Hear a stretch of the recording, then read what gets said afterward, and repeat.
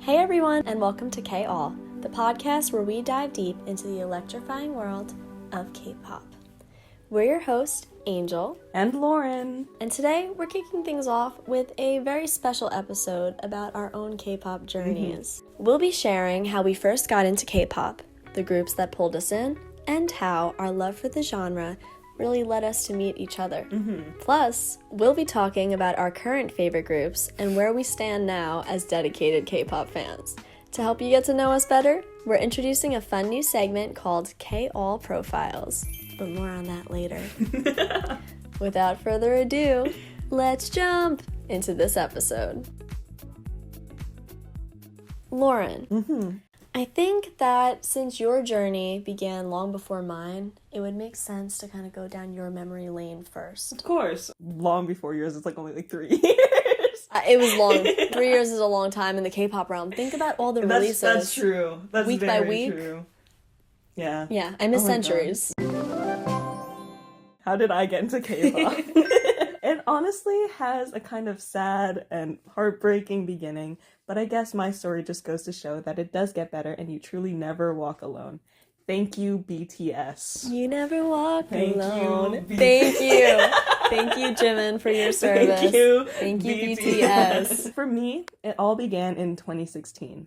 It was a time in my life where my family had just gone through a traumatic loss, so I spent a lot of time at various family members' houses and consequently ended up spending a lot of time with my cousins, one of which happened to be really into this underground, kind of no one knows them. Never heard of before. No. BTS. She had mentioned them one time while we were sitting on her trampoline, so anything that she was into, I decided, my turn, I'm getting into that too.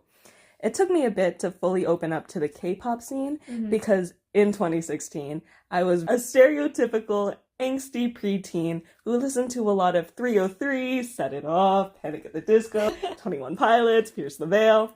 And I'm not saying these genres are mutually exclusive. In fact, I'm seeing Pierce the Veil in concert and then seeing Stray Kids less than a month later. Yep. So we love to see it. It's honestly an insane pipeline that I know exists because I'm not the only victim. No, definitely. And that's why when we have our whole genre spotlight episode, we'll be able to see that correlation and why that kind of ended up happening, because it makes sense. I do somehow actually vividly remember the first time I listened to BTS. Really? I was making a queue of songs to listen to while I showered when I randomly decided to add Dope. Ayo, ladies and gentlemen!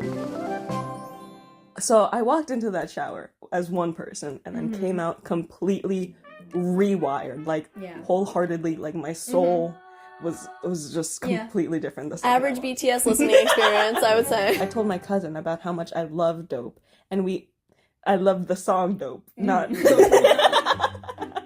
Yeah, let's just clarify that. We're talking about Dope by BTS. We love that song. It's literally Namjoon with Army, put your bombs up. He's referring to the light sticks. Naturally, because I love that song so much. We started off with the Dope music video.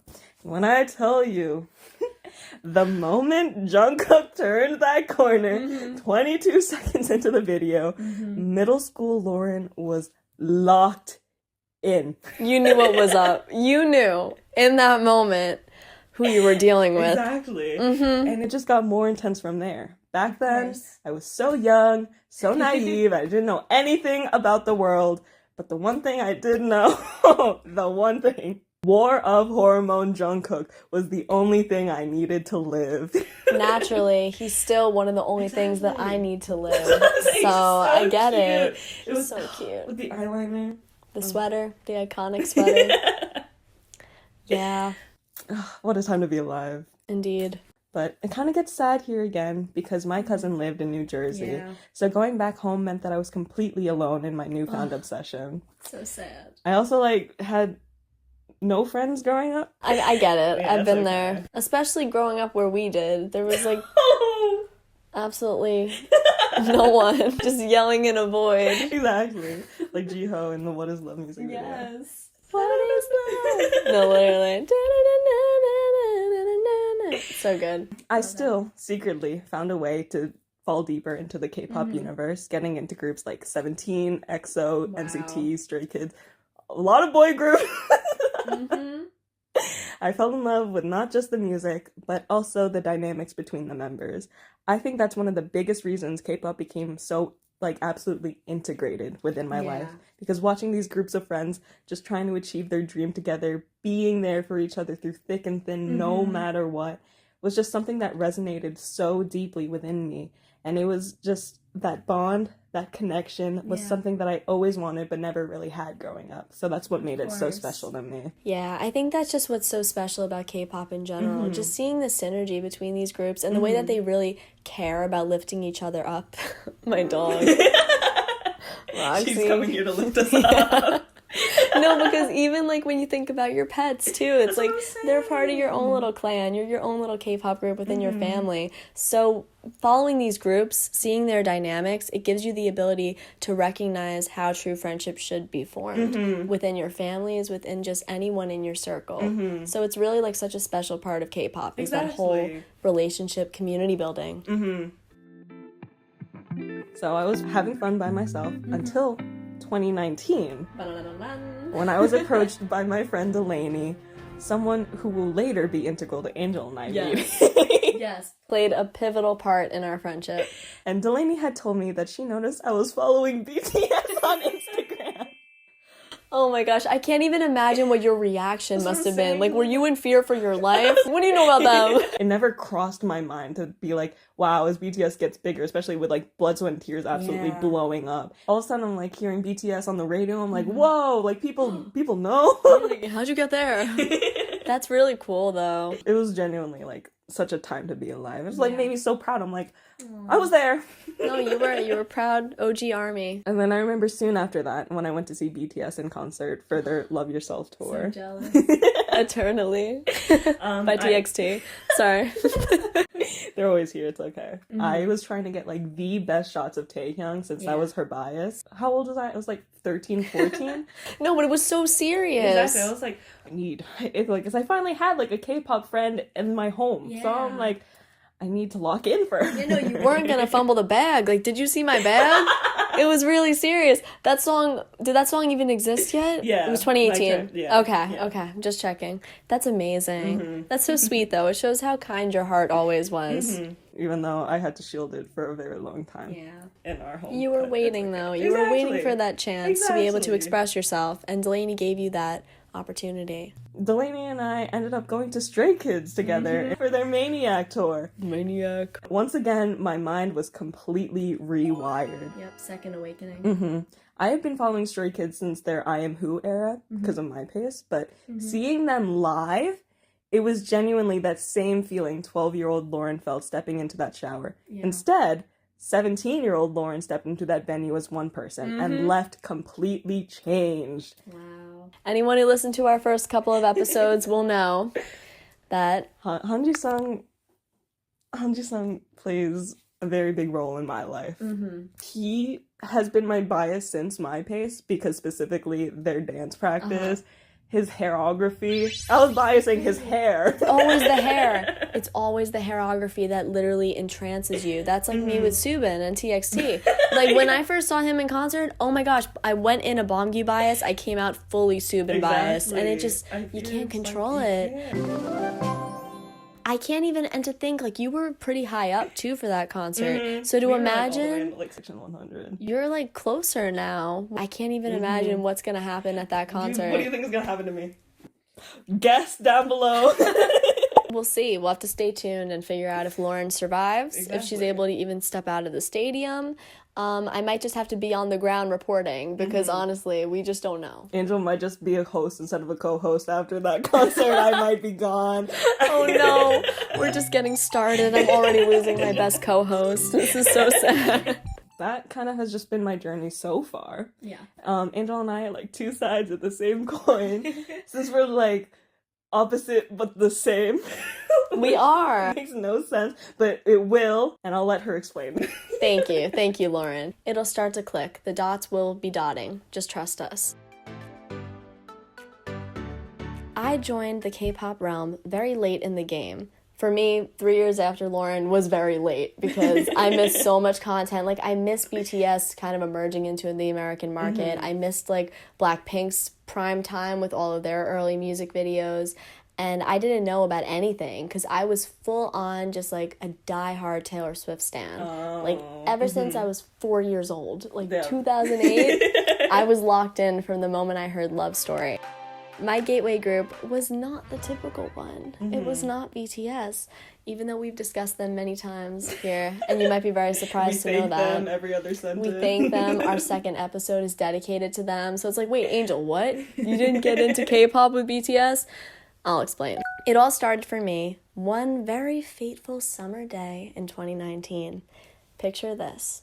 I was sitting with my cousin and my sister. Being a typical iPad kid, just kind of scoping YouTube for something to watch, just looking for something, anything. And suddenly, I get hit with that do. There was a performance from a group that I had never heard of before, and it said, "Kill This Love" by BLACKPINK, live on SBS Inkigai. That's so powerful. It was such a powerful title. I was so inquisitive. I needed to know more. Like, what is this about? So naturally, I clicked. And the second that I hear BLACKPINK in your area, it was also like my brain rewired itself. Really. My little Swiftie heart went, wait, what is this melody? Like, I've never heard anything like this before. Let me listen. And I was listening. So it wasn't just the song, though, that really got me hooked. It was the group's entire presence. The cinematic Tomb Raider-esque styling, their outfits, Jenny's braid, oh my goodness. The fierce synergy between the rappers, shout out to Jen Lisa, and the sheer power of their performance in general. It was unlike anything I'd seen before. Not to mention the choreography. I had never seen artists that, like, incorporated so much dance within to each one of their verses and the chorus and the bridge. That was a whole new thing for me. But it didn't stop there. Suddenly I needed to know everything. It's the rabbit hole. It is. It's just once you watch one thing, you're locked in. So I was looking up all the K-pop terminology, like alt bias. What is that? Photocards? Where do I get them? So with a quick Google search later, I was able to really discover all of these things. I learned that an alt is basically your ride or die member. I learned that there's so much more to physical albums in the K-pop world. You get these little photos and they're worth something of each of the members' face. Oh no. That became a whole other problem for me. And we're still struggling with that. Yeah, but it's such a great way of, like, collecting music. Like, it gives you something tangible that you could hold on to for something that you really love from a group that you love even more. So I was hooked. And of course, my old bias was none other than Miss Jennie Kim. Period. Still till this day, which we will get into that later. But like Lauren, I found comfort in the friendship dynamics that these K-pop groups had. And for me, the beginning one was BLACKPINK. So they entered my life at a time when I too actually experienced great loss. I had lost my home to a flood, and I had lost my car in a freak accident. And I lost my mind to a concussion that was caused by that same car accident. And this was all pretty rough, but I think the thing that really struck me the most was losing all of my friends in the process. They kind of just seemed to wash away with the tide of everything else disappearing in my life. And now I'm okay. I'm grateful for it because I realized they weren't real friends. This is real friendship, what we have right here. But all of that was so turbulent for me. So while I was in this state of chaos and just not knowing what was going to happen next, BLACKPINK, they remained a constant for me. Their variety show, BLACKPINK House, that really reminded me what true friendship is about. Staying with your friends through rain or shine. Exactly. Not just disappearing when things get hard. So this is global citizen Rain. Global citizen Rain, and that was a, tried and true moment for me and Lauren's friendship. We were quite genuinely in the trenches. There was somebody whose foot was in the mud, and we stayed. We stayed for Jungkook. BTS, thank you BTS. Thank you BTS. And for 3 Racha. Also, like I said, they helped me cultivate my confidence and just learn to become my own best friend, BLACKPINK. So when I heard Lisa say, "Here I come kicking the door, act like I'm buying the store," I wanted, like, whatever she was exuding. I was like, I need that. I need that confidence. I need that trust in myself. Just, like, to not need anybody else. Because of that, I kind of changed up my style for high school, metaphorically kicking down classroom doors with my Doc Martens that absolutely killed my feet. And you cannot catch me in those anymore. But it was a price I had to pay, you know, just to kind of get my power back. So it was worth it in the process. But now, never again. From BLACKPINK, I also expanded my playlist just like Lauren did, going with 17 and EXO. But for me, it was all the girl groups. It was Twice. It was Luna, ITZY, Everglow, Forever, Let's Go. You name it. I was a full-on girl group stan, and I was not looking back. I was so committed to my craft, so dead set on only listening to the girlies. The girls were girling, as Les Seraphim would say. And then, dun dun dun, there was BTS. The same but different. The same but different. I was very intentionally avoiding them. I don't know why. I mean, I do know why. I thought that I was not like other girls. 2019 Angel, she was different. So she made this firm decision. No boy groups. None. Especially not BTS. They were too popular, and I didn't want to know why.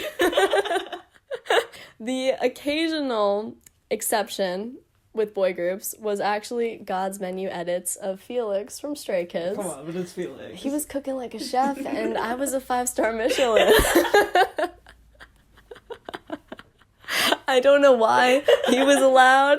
He got the okay, but he's still my bias to this day. So I guess there was something to that. Exactly. So I accepted him.Maybe it's just because he was so magical, and I was so like entranced. The silver hair. Yeah, the silver hair.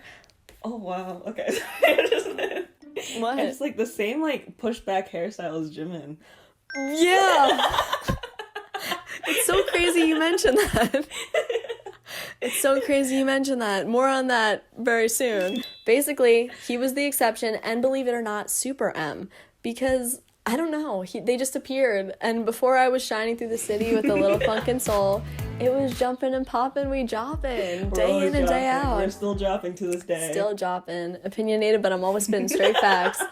It just happened, and it's so funny because I feel like that's a unique experience. Super M is kind of crazy. Super M to be my first boy group, and the it was Avengers just... of K-pop, though. Yeah, they're the Avengers. I was going around saying that for so long. I'd be like, oh, yeah, they're the Avengers of K-pop. I'd, like, show my mom. She didn't know about any of the other groups, and neither did I. I was like, oh, yeah, they're all from different K-pop groups. There's this one guy, Mark. Like, he's everywhere, apparently. And I think that was why I accepted them, too, because there was always, like, jokes about Mark being in every group. When would he be in a girl group? So I was like, oh, okay. So you're just waiting. Yeah, I was just waiting. I was waiting for his debut. Mark, I'm still waiting, so... But, anyways, after all of that, things changed. My 17th birthday happened, and boy, I had no idea what was in store for me that year. The Grammys had been rescheduled to my birthday by some crazy stroke of fate. And as a dedicated Taylor Swift fan, yes, she was still with me while I was rocking with BLACKPINK, believe it or not, I was really excited because she hadn't done a performance for her new album in a while, and I literally could not wait to see the Folklore set. What I didn't know was that my life was about to change forever. Enter Bang Tan Son Yeon Dan. Their performance at the Grammys, it was, ladies and gentlemen, dynamite. Had me in a trance. It was dynamite, I know, of course. And the vocals, insane. The choreography, crazy. The visuals, out of this world. And then there was this one blonde-haired member who just kind of stood out to me. He might be in the room right now. I'm not too sure. So naturally, I caved. I finally gave them a little bit of a chance. I started to gently include BTS songs within my regular girl group rotation. The first one being Boy With Love, Feet Halsey, because again, there was a girl in it, so I was like, okay, I can allow this. And then that became Idol with Nicki Minaj. And then it became Mic Drop. I don't know how Mic Drop made it, but it did. and I knew it was good. I just didn't want to admit it yet. So I was kind of listening to it in the silence for a couple of months, not telling anybody. Nobody knew that this was unfolding. But finally in May, I watched the Butter music video. And the second that I saw Rainbow Highlights Jimin with his hair kind of flipped back like Felix, yep, it was over for me. It was simply game over. And it turns out he had been that same blonde-haired member who caught my eye at the Grammys on my birthday. So the Jimin effect got me. Hook, line, and sinker. Enemies to lovers, you know, like it's it's a good arc. So we had to do it for the plot, so that way I could appreciate them even more now. And boy, do I appreciate them. So yeah, but here's the thing. It wasn't just Jimin's angelic countertenor vocals that really drew me in, though that definitely did play a part, and I'm not going to deny that. And yes, their music was also incredible in itself, but what truly made me enter the magic shop was something deeper than the ocean is. I'm sorry. Jungkook, how did you get in here? He's always taking up space in my brain, too. Their unwavering messages of self-love and their meaningful, thought-provoking lyrics, that's what really resonated with me. Deeper than the ocean is. Deeper than the ocean is. It's very poetic if you really think about it. That's how I knew that this was the right place for me, especially as someone who always had loved lyrics so much. It was like I was getting the best of both worlds. I was getting the choreography, I was able to dance, feel the joy of their music. They were also insanely gorgeous, which was a plus, and their music actually had something to say. So it was just all around overwhelming for me, and I still haven't recovered. Clearly, yeah. 2019 Angel, she has no idea. She would have never seen this coming. Yeah, so the whole opposite but the same. It's just funny because we each had like very similar pipelines, but in the complete opposite different direction. Group stratosphere. Yeah. Opposite direction. Because you going from rappers to vocalists, me going from vocalists to rappers. Yeah, it's her really starting with BTS, me ending with BTS, boy groups to girl groups. Like, it's just... it's the same, but opposite. But opposites attract. Exactly. So, and now we're twins. One thing, though, that I really love is how 2018 you and 2021 me were basically the same person. We both had the same fears, the same, like, separation, too, from just other people knowing about K-pop at the time, not really trusting anyone around us, except I was a little too free later on in the game. I kind of just let go. I let loose. I was just like, whatever. I don't care if people don't know. I'm going to just be as loud as I possibly can be. That's so empowering. Yeah, I felt empowered. Shout out to Pow. Shout out Pow. One of my old K-pop groups. Where are you, George? We don't know. Yeah, George, are you okay? What happened? Hope you're having fun at the cup sleeve. But, like, while you were shy with K-pop and didn't know who to share it with, I definitely felt the same way, except I started to use BTS as a shield during our senior year of high school. And I think, like, a big factor in that was just going through the whole COVID pandemic. That was, like, when you were able to really kind of get your own sense of self. Once you were free, it was like, I just want to be me. So their music really kind of became my armor walking through the school halls. Blasting August D in my AirPods, listening to Daeshita in the morning, or What Do You Think? Give It To Me. All of those songs, storming through the halls, reading Demian, it just made me feel untouchable, and kind of like none of my peers could really pierce my bulletproof bubble. Also, for reference, I was reading Demian because Herman Hesse's novel does tie into the storyline of BTS Wings. I just feel like our stories really are a true testament to BTS's message that you never walk alone. Truly. That was like, felt like such like a weight off my chest. Yeah, I'm me like, too. That's crazy. It's like the weight of the world was on my shoulders. And we just gotta free ourselves a little bit. Semi-free part 2. Yeah. Even though we're already very free. Now we are, but it took a long time to get there. Exactly. So I think it's important to talk about the origin, so that way we could recognize how we are now and be grateful that we have this chance to just be free. Exactly. And to believe in ourselves and not be afraid. The BLACKPINK to BTS pipeline feels like a pretty like original experience and Yeah. for you. And for me, the Pierce the Veil of Stray Kids pipeline is like checks a lot of boxes. Yeah, more common than you might think. Exactly. We would love to hear from you, our listeners out there. What kind of K-pop pipelines did you go through? And is there anything like special about your own stories? Seriously, like, who was your gateway group and where are you now? It's kind of like that trend that was going around for a while on TikTok and some other social media platforms. Basically, like, the first impressions. If your first bias got to have a conversation with your current bias, what would that go like? What would they say to each other? That trend. It got messy a little bit because going through all the boy groups. Oh yeah, there's just so many, and that's the thing. Me and Lauren, we kind of stand like half of, if not all of the K-pop industry. So I did it as well. I made like a Christmas edition, and it was very eclectic. There were so many rooms, so many people entering the party, a little bit of clashes. My parents were like IU and Junho from 2PM. Don't know how that happened, but it did. And even Taylor made it to the party. So, my first idol. She needed to be there. She had to be there. Taylor Sunbae Nim, as TXT would say. Oh my.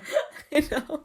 Oh my. I think that's just an interesting conversation to have. So let us know in the comments below, as well as just with the poll that I'm going to put on Spotify. What was your story like? We would love to hear your stories.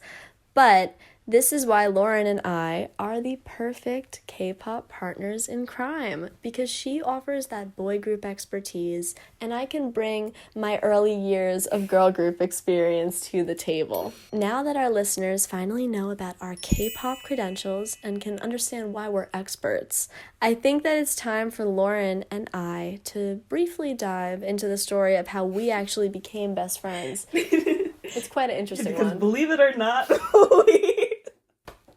we did not talk to each other in high school or middle school. Not high school. Not until like we graduated high school even.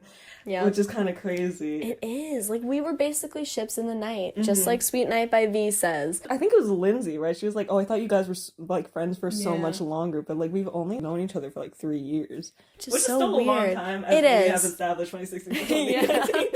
It's a long time. In normal years, not in K-pop years. Basically, like Lauren, not knowing about Delaney being a K-pop fan or even knowing who BTS was, I also had no idea if there was anyone else in our school, let alone just like in our town, who had ever heard about K-pop or BTS or any groups whatsoever. So when I became a fan, it was like a completely new, uncharted territory for me. This all changed on one magical day when I had an AP exam, which magical and AP should not be in the same sentence. Especially that class. It was brutal, absolutely insane. But it was important because this is how our story begins. And our story actually begins with our other best friend, Delaney. She decided to pull the ultimate bait move. She was so powerful with this. I remember scheming with her. That's so sweet. Like, I wish that I got to be part of those conversations, even though it was scheming for me. But basically, Delaney had decided right before the AP exam to sneakily flip her phone over, just enough for me to be able to see her Hyunjin from Stray Kids photo card. Yeah, you have to specify. Yeah, not Hyunjin from Luna. But yeah, so she had her Hyunjin photo card stealthily facing the sky, and like clockwork, I took the bait. I remember so distinctly, I was like, is that Hyunjin? I wish I was there for that. I literally felt like my heart stopped. Wow. I couldn't believe there was a photo card in front of me at our school. So I was just like, oh my gosh, I had to say something. I couldn't contain myself. It's like I forgot we were about to take an AP exam. And anyone who knows me knows I'm one of the most like locked in, studious people. I'm very serious about my studies, but nothing else mattered. All that mattered was Hyunjin in that moment and the fact that Delaney had him on her phone. She was very happy that I noticed, and in an instant, we just really clicked. we started whispering as fast as we could about basically everything that we knew known to K-pop, and like, I can't believe that I can't believe you know. And we know. This kept going until the test proctor shut us down and sent us back to our seats, which was absolutely devastating for me. Come on. Let the girls be girls. Literally, who cares about the AP exam? That's obviously not what's at stake here. We have a whole friendship that's forming. After that, it was okay because we spoke nonstop, literally texting for days on after that, and those days turned into weeks until she finally introduced me to Lauren via an Instagram group chat.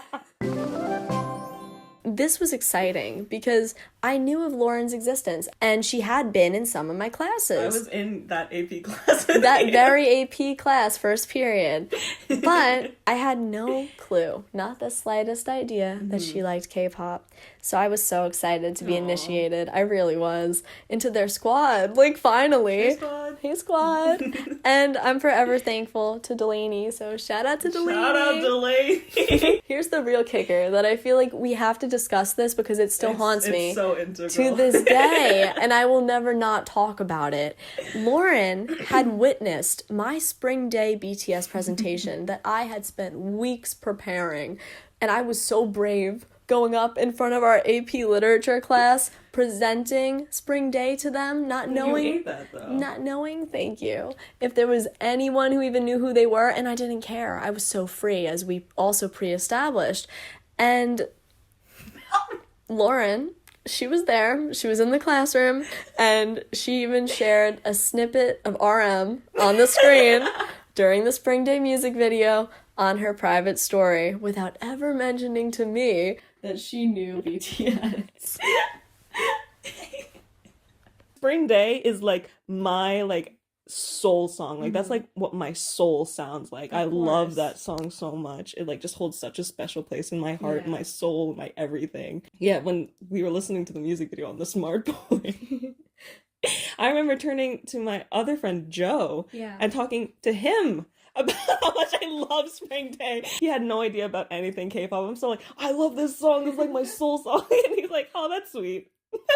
And that's it. And then nothing else. And for me at the time, I remember that day so vividly because I was really afraid. Aww. I was so nervous because I didn't know, if there was going to be backlash. I didn't know how people were going to react. Yeah, but you spoke so beautifully about it. Thank you. It was so special because, once again, it's my soul song. And it was my soul song, too. And it still is one of my soul songs. So that's why I think it's really special that even though we didn't really know each other, we weren't really close, we didn't even talk that day, we still had the power of BTS and the power of Spring Day that connected our souls, even if we didn't know it at the time. So I think that's really a special thing. And now here we are recording a podcast together. My presentation for that class was about having unrestricted access to the internet when I was young. But Angel was sick when I was presenting mine. The one day of the presentations that I wasn't able to be in school for. And of course, as someone who got into BTS because of unrestricted access to the internet, basically, I included a little edit I made of our teacher that I don't particularly like, but I put BTS iconography all over him. Dynamite, Hope World. I love the Hope World one. BT21, Squid Games in there as well. I could have been there to witness that, and I wasn't. So the person who would have spoke up wasn't able to be in the room when it happened, and the person who wasn't ready to speak herself, she got to witness it, but we still couldn't have that connection.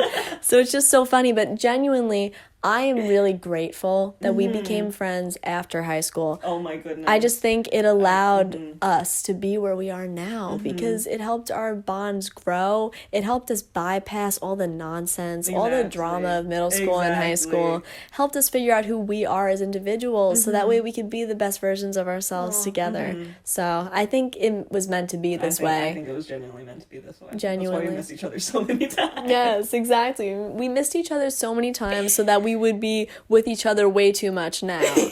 So we've made up for lost time. These 3 years have been so jam-packed. It's honestly crazy. I can't... We have bigger plans for 2025. Bigger plans. Stay tuned, guys. I genuinely can't even remember what it was like back then. It feels so many moons ago. for listeners out there too who might be going through similar things of struggling with friendships, whether it's in high school, whether it's at work with your colleagues, whether it's like wherever you are in life, I think it's important to know that nothing stays the same. So it's important to just keep on being yourself, staying true to who you are, even if you're afraid at first, because eventually you will find the people that will make you happiest. So don't get stuck with people that don't fuel your energy and drain you. You need to find those people who are like your little happiness batteries. Aww.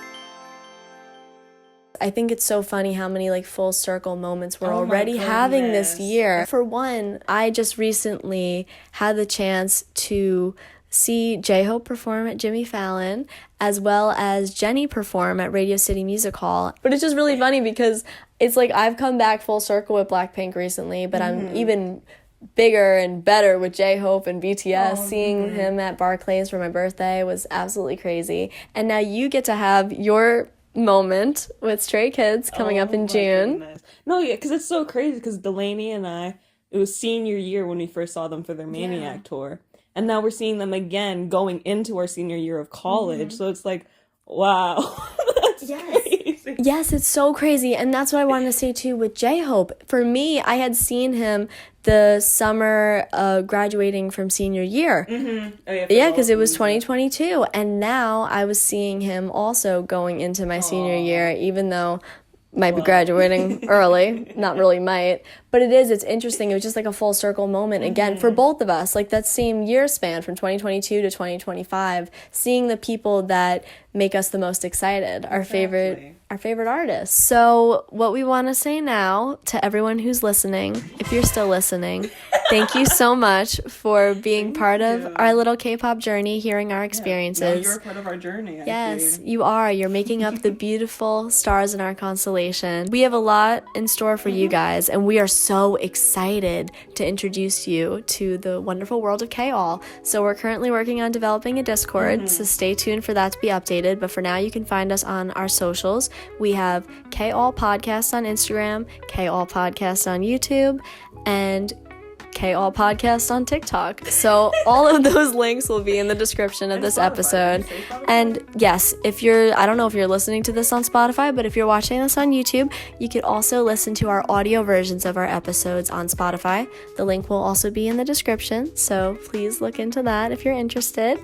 And yeah, thank you so much for watching, guys. This was Angel. And Lauren. So thank you guys so much for watching.